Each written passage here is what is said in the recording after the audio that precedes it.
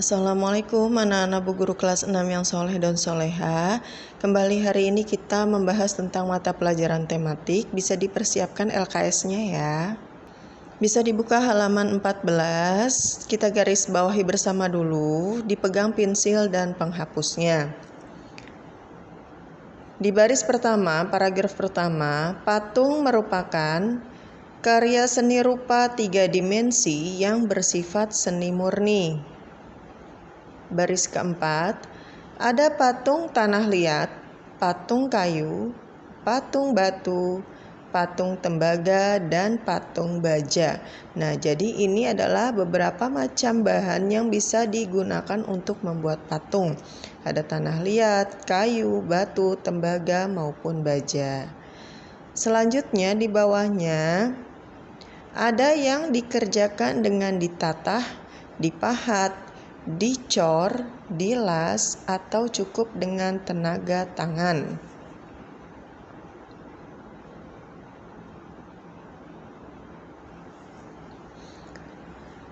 Baris paling bawah, berdasarkan fungsinya, ada 6 macam patung. Nah, lanjut di halaman 15.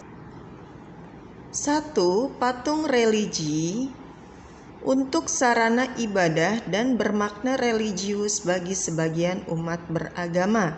Bisa kalian tambahkan di sini contohnya, yaitu patung Buddha, patung Dewi Kuan Yin, patung Yesus, dan lain sebagainya. Kedua, patung monumen untuk memperingati atau mengenang peristiwa bersejarah. Contohnya adalah monumen Pancasila Sakti di Lubang Buaya. 3. Patung arsitektur menunjang dalam konstruksi bangunan dan bernilai estetika atau keindahan.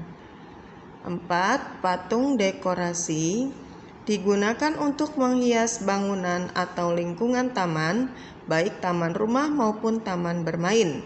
Nah, biasanya ini ada patung ibu peri ya, atau patung anak-anak yang memiliki sayap, kemudian ditambahkan air mancur di bagian tangannya atau di bagian mulutnya. Kemudian patung seni, ini sebagai karya seni murni untuk keindahan saja. Dan terakhir patung kerajinan, ini untuk dijual karena dibuat oleh pengrajin. Selanjutnya ke halaman 38. Di sini ada pengamalan dari sila keempat Pancasila. Setelah di pertemuan sebelumnya kita membahas tentang pengamalan di sila 1 sampai dengan 3. Nah, di sini digarisbawahi bersama bahwa bunyi dari sila keempat adalah kerakyatan yang dipimpin oleh hikmat kebijaksanaan dalam permusyawaratan perwakilan. Nah, contoh sikap yang mencerminkan sila keempat adalah yang pertama, mengutamakan musyawarah untuk mencapai mufakat. Ini garis bawahi ya. 2. Menghindari aksi walk out dalam suatu musyawarah. Misalnya kita tidak setuju dengan pendapat orang lain, kemudian kita pergi meninggalkan ruang rapat. Nah, itu tidak diperkenankan. Berarti tidak mencerminkan sila keempat. 3. Menghargai hasil musyawarah. 4. Ikut serta dalam pemilihan umum, pilpres atau pemilihan presiden, dan pilkada atau pemilihan kepala daerah. Nah, ini untuk yang sudah berusia 17 tahun ke atas atau telah memiliki kartu tanda penduduk atau KTP ya. Jadi kalau pilih presiden, wakil-wakil rakyat, nah ini mama atau papa, kakak yang sudah berumur 17 tahun ke atas, ini harus ikut serta memilih pemimpin-pemimpin kita di masa yang datang.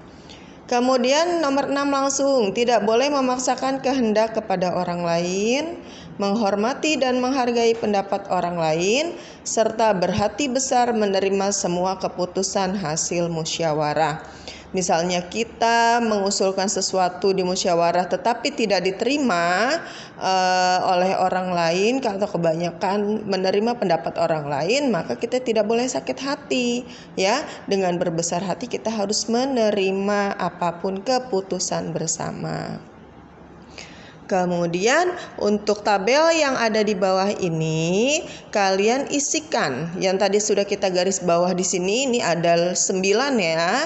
Yang sudah kita garis bawahi ada sekitar 6 atau 7 nomor.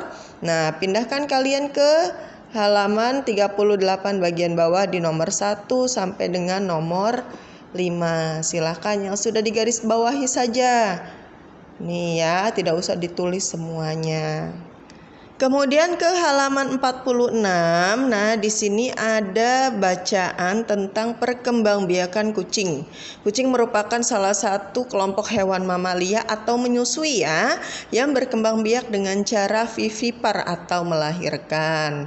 Nah, di sini ada 5 paragraf yang harus anak-anak baca dan anak-anak pahami. Kemudian nanti kita sama-sama menggarisbawahi apa saja ide pokok yang terdapat pada masing-masing paragraf. Nah, di sini di paragraf pertama, guru sudah menggarisbawahi bahwa saat lahir, anak kucing sepenuhnya tergantung pada ibunya. Nah, kemarin sudah dibahas tentang paragraf, bahwa paragraf ide pokok itu ada di awal dan di akhir kalimat. Ya, nah kebetulan di paragraf pertama ini ide pokoknya ada di paragraf yang pertama di baris yang pertama di awal. Ya, nah ide pokok itu berada pada kalimat utama. Jadi paragraf itu terdapat kalimat utama dan kalimat penjelas. Seperti ini kalimat utama, saat lahir anak kucing sepenuhnya tergantung pada ibunya. Nah, ini termasuk kalimat utama. Nah, penjelasannya bagaimana? Kenapa anak kucing ini bergantung sama ibunya? Dijelaskan, setelah beberapa minggu anak kucing mulai bisa berjalan. Perkembangan pesat ini berlangsung sebelum penyapihan ketika anak kucing masih menyusu pada induknya. Ya, jadi penjelasannya ini, perkembangannya ini bergantung selama si anak kucing ini menyusu pada induknya, dijelaskannya. Sedangkan kalimat yang utamanya adalah tergantung pada ibunya. Ya. Selanjutnya di paragraf yang kedua dan ketiga bisa anak-anak baca. Di sini paragraf ketiga yang guru garis bawahi adalah adaptasi dan akuisisi simultan dari indera penglihatan dan pendengaran memerlukan beberapa hari. Jadi ini adalah kesimpulan atau kalimat utama yang menyimpulkan dari kalimat-kalimat sebelumnya di atasnya.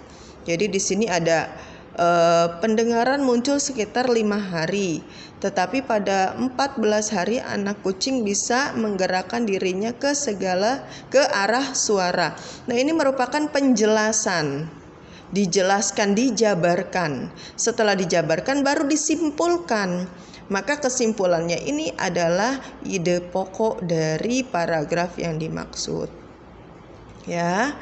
Kemudian paragraf keempat, anak kucing memiliki rasa keseimbangan pada usia yang sangat dini, bahkan pada saat dia masih berjalan dengan canggung. Nah, ini ide pokok paragraf keempat.